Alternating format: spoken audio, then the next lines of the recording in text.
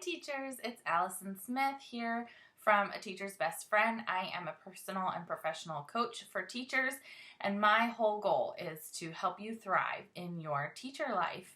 So today we're going to be talking about how do you know when it's time to leave teaching. This is the time of year when we are signing our contracts to come back for next school year, and so it's on a lot of people's minds. It's also a tough time, and so a lot of us are feeling overwhelmed and stressed and feeling like, do I want to sign up for this again for another crazy year?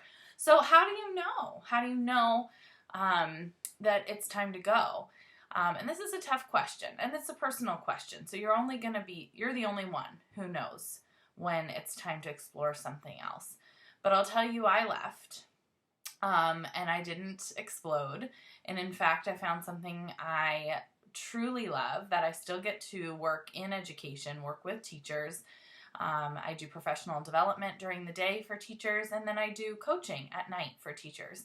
And I love it. So there are definitely options, but the teaching profession does need you. Now, that being said, guilt, is not a reason to stay.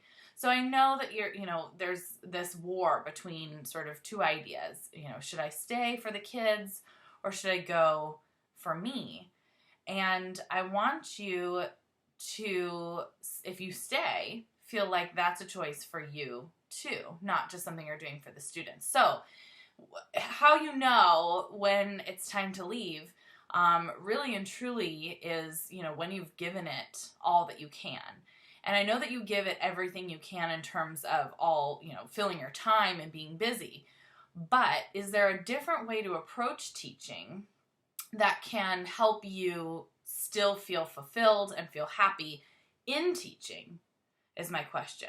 And so I ask you, and I elaborate on it in the blog, but I would ask you, have you worked on your gremlins? Taming those gremlins. And gremlins are those negative thoughts that come into our mind, whether it's this staff meeting could have been done in an email, or this is a waste of my time, or this is annoying, or these students don't care, or whatever those negative thoughts are that just breed in our mind and then kind of become, this job isn't good enough for me. I'm not good enough for this job. I'm a bad teacher. And it snowballs, right? The snowball effect happens when those gremlins take control.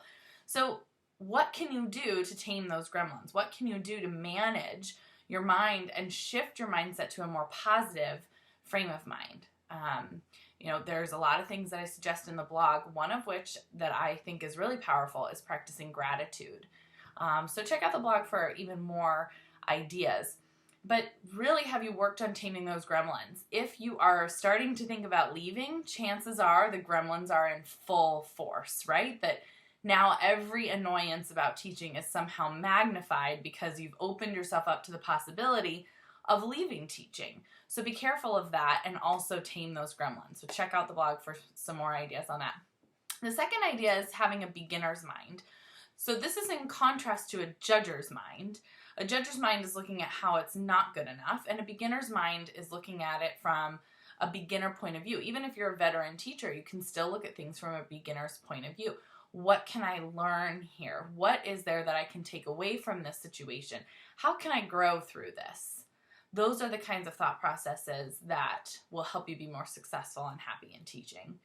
And then self-care, okay? I talk about this, I preach this all the time like it's in the Bible. And, honestly, self-care is something that is so important to us that it is really a need. It's not just a desire. It's not something you're doing to be selfish. You need to take care of yourself if you're going to last in teaching, okay?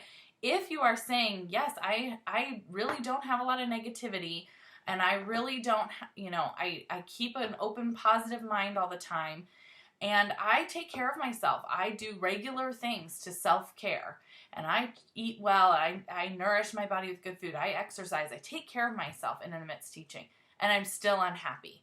Okay, then now you can start thinking about maybe it's the actual teaching that is not for you anymore.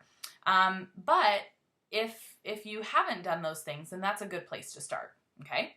And then finally, remember your why, right? Why did you get into this profession? sometimes we've lost touch with what our purpose was and why we even initially wanted to get into teaching in the first place. And so we can just get so disconnected from our purpose and our reasons that we forget it. We forget it completely and we don't get to practice it. So reconnect with that, journal about it a little bit. Why did I want to get into teaching? What do I love about teaching? And how can I make that happen? Even if it's not part of the curriculum in that moment. I mean, we're talking about maybe you leaving the profession, okay? So it's worth taking a 30-minute time frame with your students and doing something that you really love and brings back your fire for teaching, okay? And then I guess my last tip would be to not go it alone. As teachers, we can feel really isolated, and especially if your other colleagues are also fighting burnout and they also have a ton of gremlins that they're dealing with, they may not be a great place for you to turn to. You need to find a positive community, either a community online, on social media, or something like that.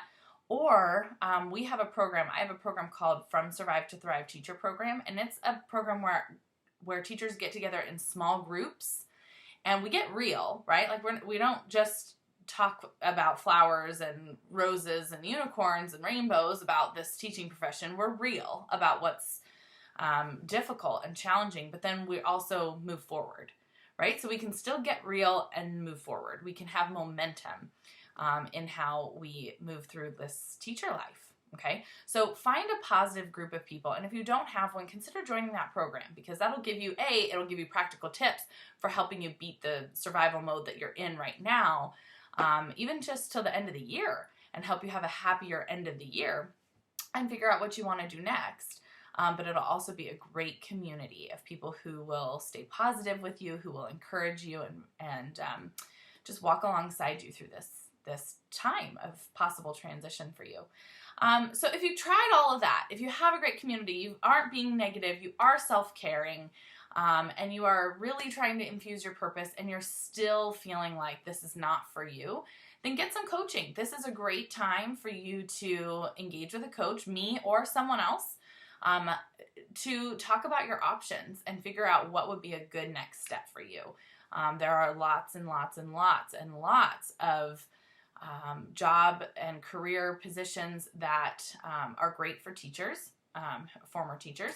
And there's a lot of companies who are looking for teachers because of the work ethic that we have, the organization skills that we have, the ability to be independent workers and self-driven.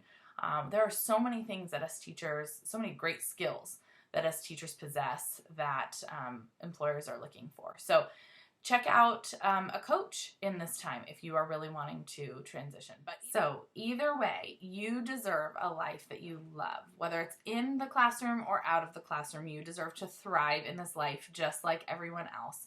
So whatever you decide, good luck. Let me know how I can help you.